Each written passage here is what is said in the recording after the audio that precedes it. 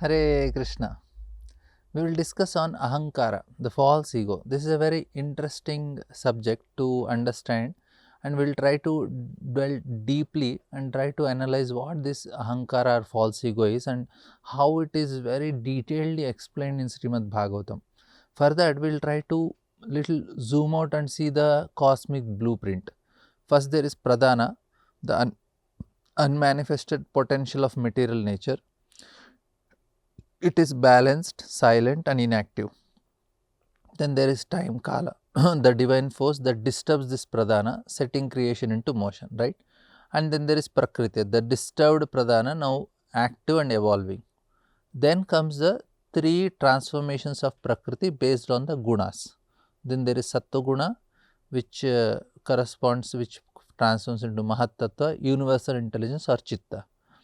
Then there is rajoguna, which transforms into sutra tattva, life force, prana, then the thread of activity we can call. Then there is tamas, ahankara tattva is formed, ego, the ego principle, identification with matter. Now these three arises successively and from the foundation of material universe and the individual psyche. Now we will see that the sutra tattva, the vital thread. Sutra tattva means the thread referring to the individual life force that binds and animates the material body, and it is responsible for our vital functions and movements in the body and in the body. So, through not uh, here it is the rajasic function of prakriti full of motion and activity. Now, we will discuss the main topic is Ahankara Tattva, the birth of false identity. So, Ahankara, the ego principles arises from tamas or darkness. So, it is the distortion of original self leading to identification with body, mind, nation, gender, etc. So, now I start, instead of soul, I am identifying myself as what? I am identifying myself as the body, mind, nation, gender, etc. So, it transforms pure peaceful Mahatattva into a complex mess of material life. So, Mahatattva, the Chitta is very pure. So, the soul consciousness is pure, but now because of this Ahankara entering into it, it is making everything complicated. We will see how it is making complicated, because the Jiva along with its accumulated karma activates this machinery under the influence of time, dragging itself deep into illusion. So, we have seen that when Lord glances, three things are happening. One is the Jivas are entering and who are having the karma, and then there is a time factor which is activating everything. So, now all transformations, that is Mahat Tattva, Sutra Tattva, Ahankara Tattva, are all governed by eternal time. We have discussed also the divine will behind the manifestation. So, will of the Lord is there, Jivas are there, the time factor is there, and the potency of the Lord, the Virya is there. So, four things are there. Now, we see the root cause of suffering is the distorted consciousness, the chitta only, and how it is happening? By this tamas, that is laya, and rajas is vikshepa, and then there is ego is ahankara. Now, the solution is purification achieved by spiritual practices, chanting.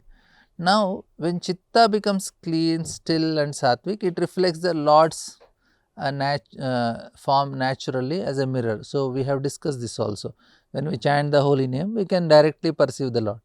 Now, what is happening is because of this ahankara, as such the soul consciousness is pure.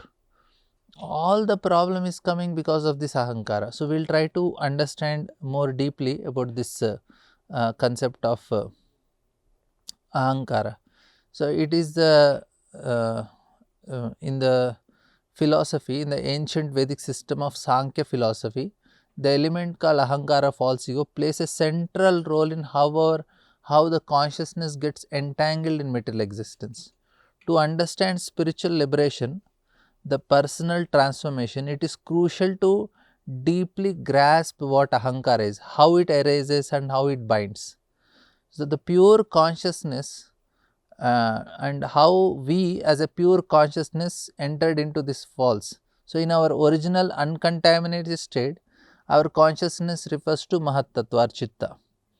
So, it's it is clear, radiant and sattvic, pure, stable and illuminating. However, when this clean consciousness becomes covered by ignorance, so the pure things got covered, so it gets darkened. This darkness happens through vasanas, or the deep impressions or habits and desires which you have accumulated from the countless past lives. So, every time I do an activity, I get an impression and I develop certain habits and I have so many desires. So, they are all stored there into chitta and they are called vasanas. So, these vasanas are like the cloud that obscures the pure mirror of consciousness. So, the mirror is getting dust, so much dust is accumulating on this mirror because of every impression I am giving. Now, when I look into myself, the soul is looking into consciousness, it is getting a distorted picture. So, when Mahatattva is clouded in this way, it transforms into Ahankara. So, this is Ahankara, the false ego. So, when Ahankara dominates our consciousness, we lose touch with our true self, the Atma, and identify with what we are not. We become trapped in material emotions like anger, lust, fear, material ambitions, material desires. So, this condition is described as a messy and confused state of being. So, where only occasional rays of true awareness shine. Now, false ego is not a small or abstract idea, it is a huge burden that every conditioned soul, the jiva, carries. So, it is the analogy is given just like some wealthy people, they try to make big houses. Now, what does it mean? It is actually their huge house means it is an inflated egos. Our ego is so large it cannot fit in a small place. It demands attention, it demands space, it needs validation. So, spiritually speaking, this ego becomes the tamasic boundary of our consciousness. Even when we try to be charitable, noble or do some social welfare, if the sense of I am the doer remains, we are still acting under Ahankara only. So, the ego just expands, it is no, it is dominating, it is still ego, it is false only.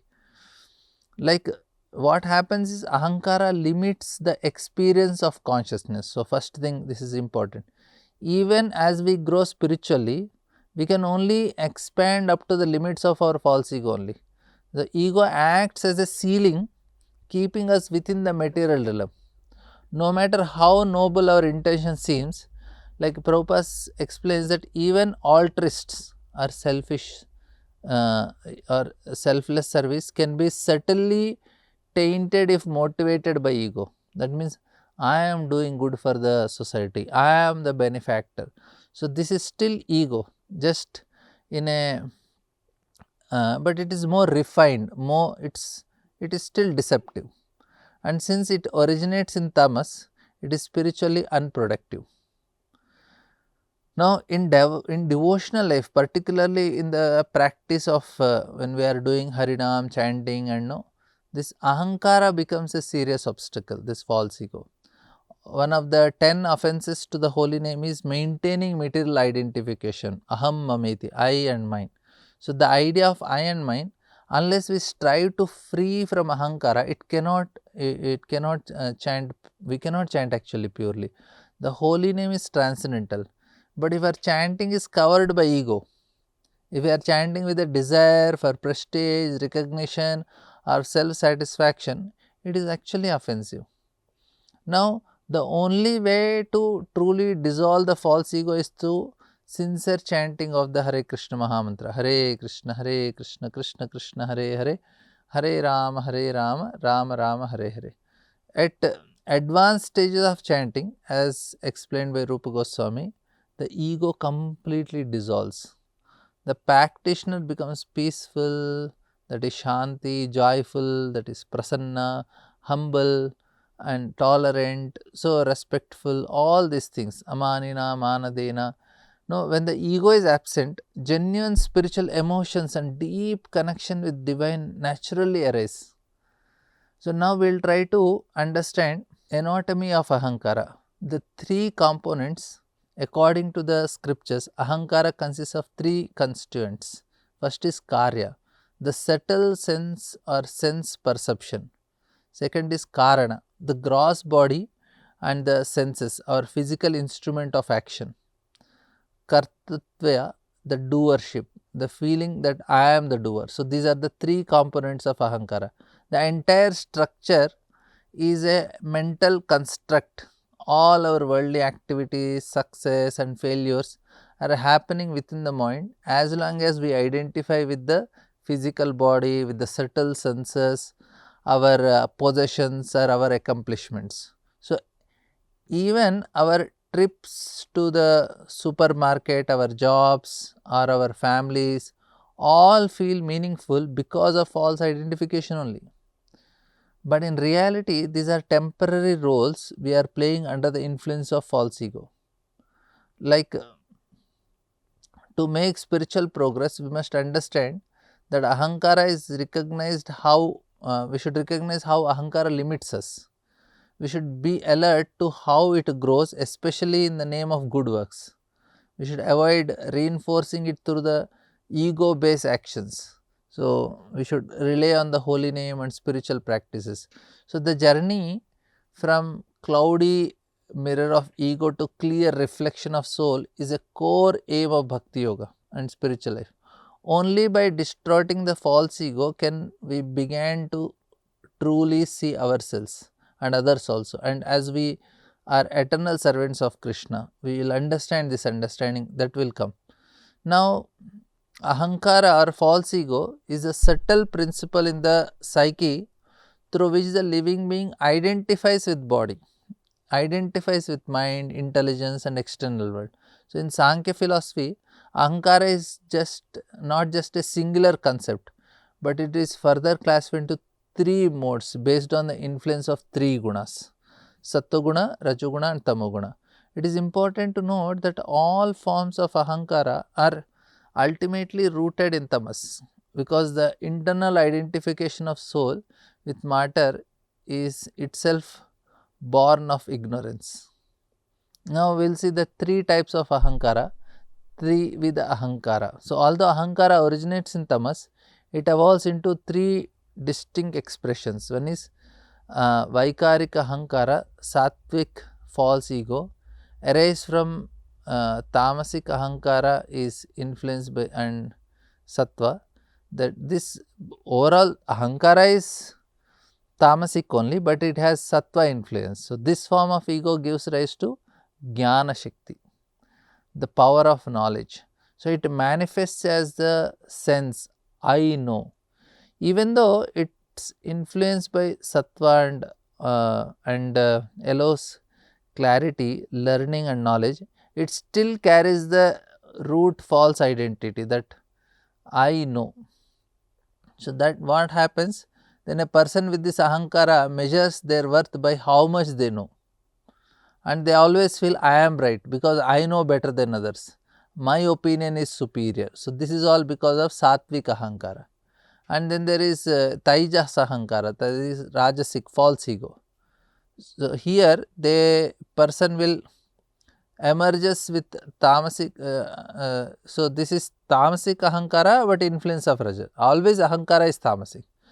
This lead to Kriya Shakti, the energy of action and desire driven creativity, and it expresses as I am the doer, I am successful, let me look at me. So this form of ego thrives on achievements, recognition and performance, and it becomes the root of all ambitions, competitions and pride in one's actions.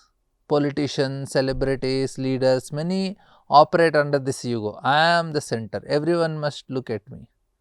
And Bhutadi or Tamasic Ahankar, Tamasic false ego, when Tamasic Ahankar remains purely stepped in ignorance, it becomes tamasic. That means it is tamasic and affected by tamasic. So, this gives rise to gross elements, pancha mahabhuta, and our attachment to matter. So, the person identifies their success by how much they possess wealth, how much they possess objects, land, luxury and all. So, they feel I am this, I have more, I am important because of my material wealth. So, this is a very dull matter bound state of consciousness rooted in hoarding and external ownership. So, now the three powers from Ahankara, each form of Ahankara gives rise to a specific Shakti energy that governs how we interact with this world. First is Jnana Shakti, power of knowledge. So, from Satvik Ahankar, then there is Kriya Shakti, power of action from Rajasik Ahankar. Then there is Dravya Shakti or Tamasic Ahankar, Tamas Ahankar, power of owning matter and attachment. This is from Tamas Ahankar, right? Now, these are not just psychological states, but foundational process in how our false ego expresses and traps us in this material illusion. So, Ahankara in practical life, how to understand? So, there is Jnana Shakti. The example is someone who believes their intellectual opinions and they feel they are always superior. They invalidate others' viewpoints because they feel they know better. They feel only I understand the truth, others are misled. Then there is Kriya Shakti. The example is a person obsessed with recognition, performance or being in the limelight. So, they want to be hero of every story. Look at me, I built this, I achieved this. And this is how a person in the Tamoguna he feels. There is Kriya Shakti and then there is a Rajasic form of Ahankara. Then there is Tamasic Ahankara. So, example, a person who evaluates life by how much wealth and prosperity he is possessed, and their self-worth is rooted in ownership only, how much big I am, what owner I am. So, I am successful because I have a house, I have a car, I have bank balance. So, this is we have to false ego, it actually shapes our intelligence of illusion of success also. Depending on the dominant guna, people define success differently. Like Sattuguna people, they feel, oh, how much I know, that is my success. In Rajoguna, they feel how much I achieved or performed. So, that is in Tamoguna, how much I own or possess. So, this is Tamasaguna. But all of these are still expressions of false ego only. They are temporary identities built on ignorance. So, as long as we are stuck in any of these identification, we remain trapped in the cycle of birth and death. So, here we can see the spiritual understanding. The spiritual life teaches the real progress begins when we recognize the false nature of these identifications. So, we should stop reinforcing through action, speech or thought. We should surrender to the Supreme Lord and remember that we are not the doers, not the owners, not the knowers, we are just servants of Krishna. Bhoktaram ekatapasam sarvalokmahesham suhridam sarvabhutanam gyatmam shantiruchyati. So, is one who knows the Krishna is the true enjoyer, the supreme controller and the friend of all beings. Such a person attains peace. So, Krishna is telling. So, we will see that Ahankara begins in, we will revise, Ahankara begins in ignorance, tamas, and branches into knowledge, action and ownership again, but remains ultimately being useless. So, now sincere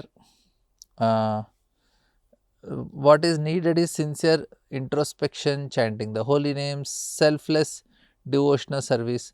We must identify and disarm each layer of this subtle ego, so that the pure ego, eternal bliss and full of knowledge can shine. Thank you all very much. Hare Krishna.